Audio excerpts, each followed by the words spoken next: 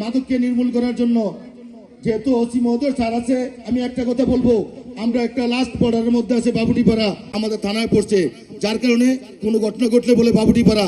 আসলে স্যার বাবুটিপাড়ার লোকজন সভ্য, বাবুটিপাড়া ইউনিয়নের মানুষ সভ্য শান্ত, ওদের কোনো। আলহামদুলিল্লাহ রাব্বিল আলামিন।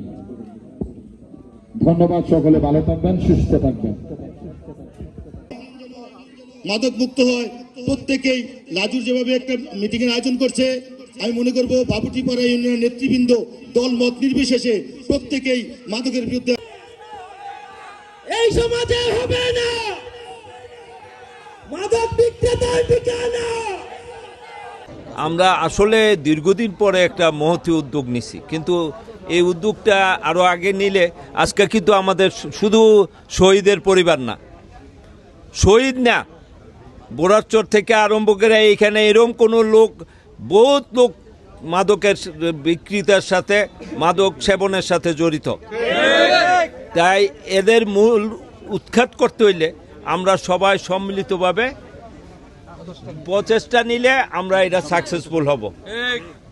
এইখানে বড় বড় শহীদের থেকে বড় বড় হুতারা যারা আমাদের সাথে চলে, তাদের ভাই, চাচা, জ্যাঠা, তারাও জড়িত।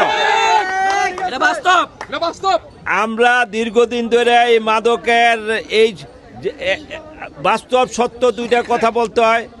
এইখানে একজন লোক আছে ব্রাহ্মণের ঠাকুর, উনি আমার ফোন করে বলল, দাদা আমার ছেলের মাইরা লান, নাইলে পুলিশে দেন, নাইলে পাগলাখানায় দেন। আমি অস্থির, কি কারণ?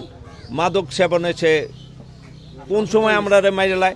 এরকম অনেক মুসলমান বলছে, অনেক জায়গায় থানায়ও গেছি, শুনছি যে এই যে ভয়াবহ অবস্থা, এটা কিন্তু পরিবার, সমাজ, দেশ ধ্বংস হয়ে যাইতেছে।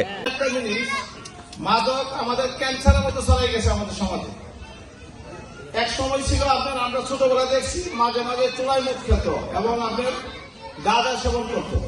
এখন ইয়াবা এসে এমন হয়ে গেছে, আবার নতুন নতুন কিছু মাদক আছে যেগুলোর নামও আমরা জানি না। এমন মাদক আসছে, ক্রিস্টাল, সেটা অনেক কিছু মাদক আছে।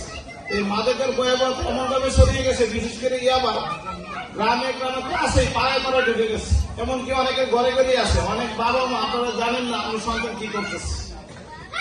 আপনারা সমাজের দিকে লক্ষ্য করলে দেখবেন, আগে আমরা যদি রাস্তাতে হেঁটে যেতাম, আমাদের বড় মুরব্বীরা যদি যাই, তোমাদেরকে আমরা সালাম দিতাম, আমাদের রাস্তাটা সাইড হয়ে যেতাম। কোথাও যদি আমরা বসে থাকতাম, মুরব্বীরা গেলে আমরা উঠে যেতাম। এখন কিন্তু সমাজে এগুলো নেই। এখন দেখবেন মুরব্বীরা বসে দাঁড়াই থাকলে আমরা বসে থাকি, ওনাদেরকে বসতে বলি না, ওনাদেরকে আমরা সালাম দিই না, সম্মান বোধ করি না। এটা কিন্তু অনেকটা হয়ে গেছে আমাদের। আমরা এখন অনেকটা আসক্ত হয়েছে মাদক এবং মোবাইলে, মানে সামাজিক যোগাযোগের মাধ্যমে আসক্ত হয়ে গেছে। সমাজে ক্যান্সারের মতো ভয়াবহ একটা ধারণ করছে।